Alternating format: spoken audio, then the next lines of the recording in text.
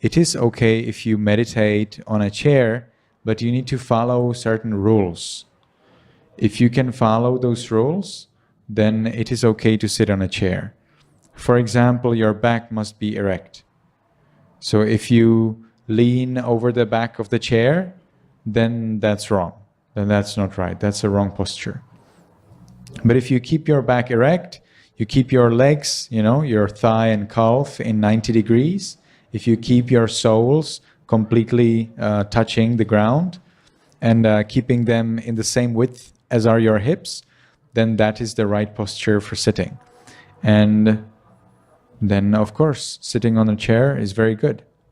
Venerable Ananda became an arahant while he was lying down. Then sitting on a chair is no problem.